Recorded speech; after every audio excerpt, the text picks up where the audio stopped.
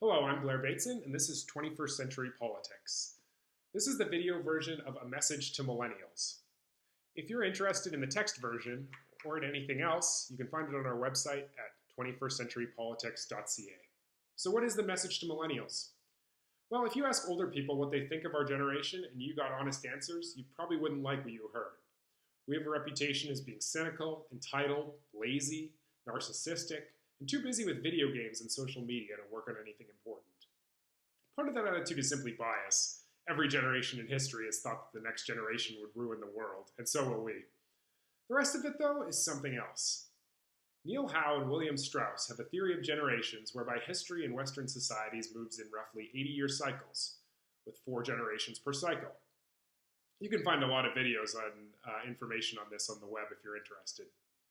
The theory does have some weak points and some detractors, but it raises interesting questions. At the very least, it's reasonable to think that each generation is somewhat reactive to the excesses of their parents. For example, many of our parents were deeply focused on their careers, sometimes to our detriment as children, and that probably has something to do with the millennial focus on work-life balance.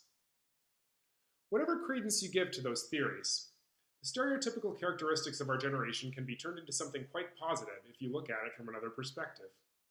Our generation, more than anyone since World War II, is a generation of dreamers.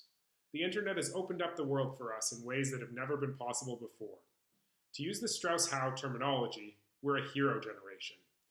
We are coming of age in a time of crisis, one that arguably started on September 11th, 2001, and continues through to today, with the global financial crisis, the rise of the security state, collapsing trust in public institutions, and the specter of climate change hanging over our heads.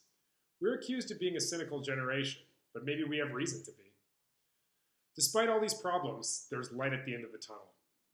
Our generation has the tools to take on these problems and rebuild our society in a way that works for us. We are the best educated generation ever. Our reach is global. We're responsible. Rates of teen pregnancy, drunk driving, and exercise are vastly better than previous generations.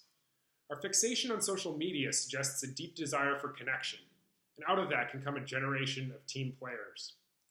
Even in our countless hours playing video games, are suggestive of a generation that is driven, achievement-oriented, and wants to do great things.